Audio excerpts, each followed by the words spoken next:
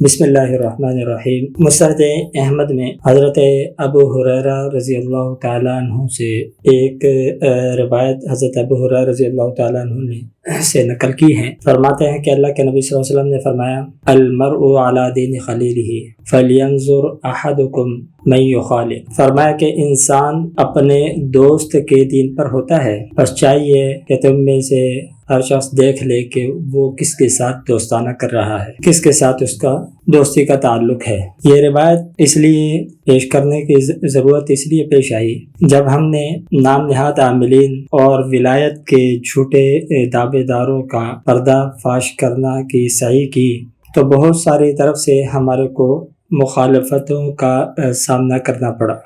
کئی لوگوں نے مختلف تانے دیے۔ کسی نے کہا کہ یہ قادیانی ایجنٹ ہے جو ان ولایت کے بڑے بڑے جو پیر ہیں، ولی ہیں، جو کتب ہیں، ابدال ہیں، ان کی مخالفت کر رہے ہیں۔ خیر، ہم اس کو موضوع بحث نہیں بناتے کہ انہوں نے کیا کہا، کیوں کہا اور اس کے ریزن کیا تھے، ان کی وجوہات کیا تھیں۔ افسوس اس بات پر ہوتا ہے کہ بہت سے لوگ جو سلجھے ہوئے ان نام نہاد عاملین اور ولایت کے جھوٹے دعوے داروں کے وکیل بن کر کے ہمارے سامنے کھڑے ہوتے ہیں اور وہ اپنے دنیا کے اغراض و مقاصد بیان کرتے ہیں اور کہتے ہیں کہ بھئی ہماری تو چونکہ ضرورتیں ان سے نتھی ہیں، ملی ہوئی ہیں، اور ہم اپنی ضرورتوں کو پورا کرنے کے لیے ان کو کھل کے برا ہم نہیں کہہ سکتے۔ بہرحال جو ایمان کا کمزور ترین درجہ ہے اس کے اوپر ہم قائم ہیں۔ ہم دل سے ان کو برا جانتے ہیں، لیکن یہ ہے کہ کھل کے ہم ان کو برا نہیں کہتے اور نہ کہیں گے۔ تو میرے بھائی، میں نے سابقہ نشست میں بھی کہا تھا کہ اگر آپ اپنے اس دعوے میں سچے ہوتے کہ ان کو دل سے برا سمجھ رہے ہوتے تو آپ کم از کم ان کی کھل کے مذمت کرنے والوں کے مقابلے کے اوپر کبھی نہ اترتے۔ لیکن جب آپ ان کے مقابلے پر اتر رہے ہیں اور ان نام نہاد عاملین کے یا جھوٹے ولایت کے دعوے داروں کے وکیل بن کر کے سامنے آتے ہیں، پھر آپ کس منہ سے یہ کہتے ہیں کہ بھی ہم دل سے ان کو برا جانتے ہیں؟ اگر آپ دل سے برا جانتے اور زبان سے ان کو برا نہ کہہ سکتے تو کوئی وجہ نہیں تھی کہ آپ خاموشی اختیار کر لیتے۔ اگر آپ کی ایمانی غیرت اور حمیت آپ کو اتنی جرأت پیدا نہیں کر سکتی تھی کہ بھئی آپ ان کو کھل کے برا کہیں، تو کم از کم جو ان کو برا کہہ رہے ہیں ان کے مقابلے کے اوپر آپ کیا نہ کرتے، کبھی بھی کھل کر کے سامنے نہ آتے۔ لیکن آپ کھل کر کے سامنے آتے ہیں تو معلوم ہوا کہ آپ کے ان کے ساتھ دوستانے ہیں، معلوم ہوا کہ آپ کے ان کے ساتھ قرابتیں ہیں، معلوم ہوا کہ آپ کا ان کے ساتھ نتھی ہونا یہ ثابت کر رہا ہے کہ آپ اس فراڈ میں، آپ اس دو نمبری کے اندر برابر کے ان کے شریک ہیں۔ اگر ایسا نہ ہوتا تو اگر آپ زبان سے برا نہ کہتے تو جو ان کو برا کہنے والے ہیں کم از کم ان کے اوپر آپ تان و تشریح نہ کرتے۔ اب عجیب عجیب قسم کی باتیں کہتے ہیں کہ بھی دیکھو جی یہ اخلاق سے گری ہوئی باتیں کرتے ہیں کہ وہ عمر میں بڑے ہیں، ان کی پگڑیاں بڑی ہیں، ان کی دستار بڑی ہے اور ان کی سفید داڑیاں ہیں اور ان کے جو ہے سفید لباس ہیں، ان کی نسبتیں اونچی ہیں، اور یہ ان کو ایسے گرے پڑے ہوئے الفاظ کے ساتھ یاد کرتے ہیں۔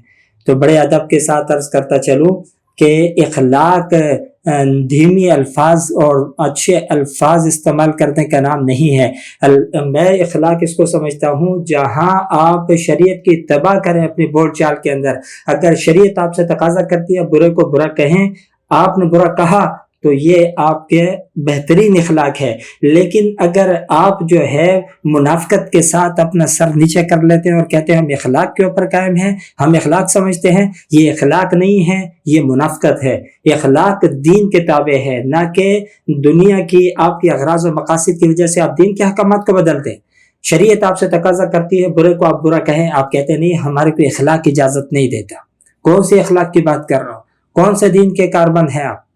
معلوم یہ ہوا کہ یہ محض ہمارے اوپر اعتراض کرنا کہ بھی ان کو سفید داڑیوں کا پاس نہیں ہے، ان کو ان کے کلوں کا پاس نہیں ہے، ان کو نسبتوں کا پاس نہیں ہے، وہ مجاور ہیں، بڑے بڑے جو ہے ان کے آبا و اجداد کے اندر بڑے بزرگ گزرے ہیں، ان کا لحاظ نہیں کر رہے۔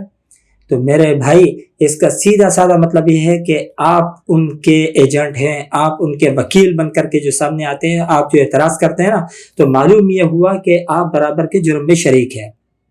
ان کا تو چلو کوئی مقصد ہے دنیا داری، وہ لوگوں کے اندر جھوٹ بول کر کے، اپنے ولایت کے جھوٹے دعوے دکھا کر کے اور شعبے دکھا کر کے، جھوٹے دعوے رکھ کر کے وہ دنیا اٹھنا چاہتے ہیں، لوگوں کے جان اموال کے ساتھ وہ کھیل رہے ہیں۔ آپ کے کیا مقصد ہے؟ ان کا ایک مقصد ہمارے سمجھ میں آتا ہے، لہٰذا آپ جب ان کے وکیل بن کر کے سامنے آتے ہیں، ہم آپ کو ان سے بڑا لعین، ان سے بڑا لعنتی، ان سے بڑا بدبخت سمجھتے ہیں۔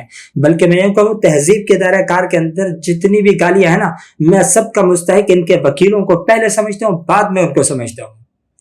آپ یہ سمجھتے تھے کہ بھئی یہ جو ہے بہت آسان کام ہے، بہت سہل کام ہے۔ میں نے گزشتہ ایک نشست میں بھی کہا تھا یہ اتنا آسان کام نہیں ہے۔ ایک مولوی صاحب کا تو انہوں نے پوسٹ مارٹم کیا ہے، وہ تو آپ نے دیکھا ہوگا لاہور والے کے ساتھ جو ہوا تھا۔ ابھی یہ تازہ مثال ہے، یہ اقرار الحسن، سید اقرار حسن جو کہہ رہا تھا کہ میں وہاں پہ جاؤں گا، دیکھو کس طریقے سے انتظامیہ کو حرکت میں لا کر کے ان کا راستہ بلاک کر دیا۔ میں نے پہلے کہا تھا کہ یہ لوگ بہت پہنچے ہوئے ہیں، یہ سرکاری مشینری کا استعمال کرتے ہیں اپنے مخالفین کو کیا کرنے کے لیے، دبانے کے لیے، ان کو پریشرائز کرنے کے لیے، ان کی آواز کو دبانے کے لیے۔ وہ تو چلو ایک الگ بات ہے، وہ تو جو ان کا ایک وتیرہ ہے، طریقہ کار ہے، یہ پہنچے ہوئے لوگ ہیں، ان کے بہت اونچے لمبے ہاتھ ہیں، یہ وہ ان کو استعمال میں لاتے ہیں ہماری آواز دبانے کے لیے۔ لیکن آپ لوگوں کو کیا مصیبت ہے کہ آپ لوگ ہماری آواز کو دبانا چاہتے ہیں۔ معلوم ہوا کہ آپ کے ان کے ساتھ قرابت ہے، جتنا وہ مجرم ہیں اتنا ہی آپ بھی ہیں۔ یہ میں نہیں کہہ رہا، میں نے حدیث پڑھ دی ہے، اس حدیث کے اندر جو مذکور ہوا ہے، جو حدیث کے الفاظ، اس میں یہ کہ انسان اپنے جو خلیل دوست ہوتا ہے اس کے مذہب کے اوپر ہوتا ہے۔ اب ان کا مذہب اگر ہے مشرکانہ تو آپ کا بھی مشرکانہ، ان کا ہے فسادی نظریہ فسادی ہے تو آپ کا بھی فسادی ہے۔ وہ معاشرے کے اندر انتشار کا سبب بنتے ہیں تو آپ بھی برابر کے بن رہے ہیں، وہ معاشرے کے اندر توڑ کے سبب بنتے ہیں تو آپ بھی توڑ کے سبب بن رہے ہیں۔ ایسا ہو ہی نہیں سکتا ہم آپ کو ان سے الگ سمجھے۔ آپ کس منہ سے کہتے ہیں کہ بھی آپ کو ہمارے کو ان کے ساتھ نہ ملا ہے؟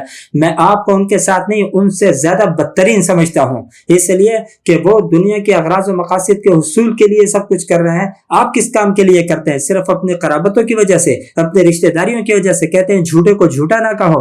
اگر ایک شخص جھوٹ بول رہا ہے، شریعت کہتی ہے کہ بھی جھوٹا ہے تو اس کو جھوٹا کہا جائے، لوگوں کو بتایا جائے، اس کے شر سے بچایا جائے۔ آپ کون ہوتے ہیں کہتے ہیں کہ بھی اس کی عمر کو دیکھو، اس کو جھوٹا نہ کہو، اس کی سفید داڑھی کا لحاظ کرو، اس کی عمر کا لحاظ کرو، وہ اس کے باپ کی عمر کا ہے، وہ اس کی ماں کی عمر کی ہے۔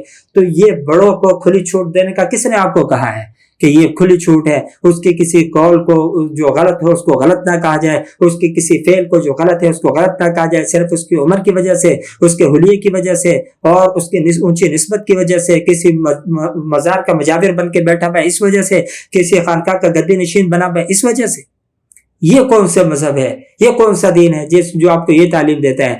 ہم تو شریعت محمد رسول اللہ صلی اللہ علیہ وسلم کے دین کے اوپر چل رہے ہیں، جس کے اندر یہ ہے کہ جو شخص غلط ہے اس کو بربلا غلط کہا جائے، اس کو روکا جائے۔ میں نے ایک مرتبہ پہلے بھی ایک روایت بیان کی تھی، آج پھر اس کا اعادہ کرتا ہوں۔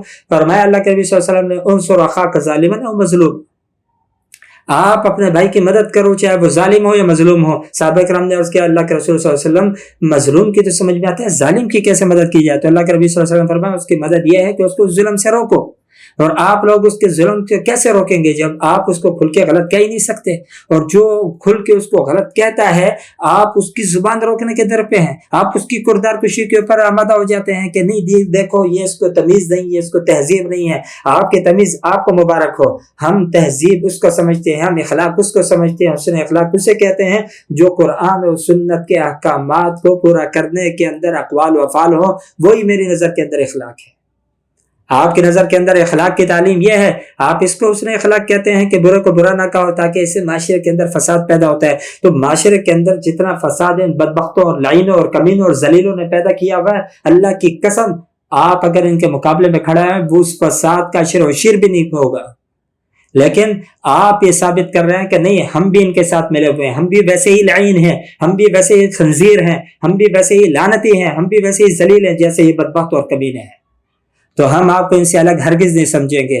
ہم نے پہلے بھی ان کو برا کہا تھا اور آج بھی ان کو کہتے ہیں، لیکن صرف فرق یہ ہوا پہلے ہم خالی ان کو نشانہ بناتے تھے، اب ہم آپ کو بھی نہیں چھوڑ رہے اور آپ کو بھی ان کا ساتھی گردانتے ہوئے، اور میں اپنے الفاظ سے نہیں بلکہ احادیث شریف سے ثابت کر کے کہ آپ ان کے ساتھی ہیں، ہم آپ کو ان کا شریک مجرم سمجھتے ہیں۔ وہ اس وجہ سے کہ حدیث شریف میں ہے کہ انسان اپنے دوست کے دین کے اوپر ہوتا ہے، تو ان کو آپ وکیل بنے ہوئے ان کے دوست ہیں، تو معلوم ہوا کہ وہی نظریات، وہی افکار، وہی سوچ آپ کی بھی ہے جو ان کی ہے، تو ہم آپ کو کیسے الگ کر لیں بھائی؟ تو معلوم یہ ہوا کہ آپ اگر ان کی مخالفت کرنے والوں کی کردار کشی پر آمادہ ہوں گے، ان کی زبان روکنے کے اوپر آپ آمادہ ہوں گے، تو اس کا سیدھا سیدھا مطلب یہی ہوگا کہ آپ اس جرم کے اندر ان کے برابر کے شریک ہیں، آپ بھی ملامت کے اتنے ہی مستحق ہے جتنا وہ بدبخت لوگ ہیں۔ دعا فرمائے اللہ رب العالمین ہمارے کو سمجھنے کی توفیق عطا فرمائے۔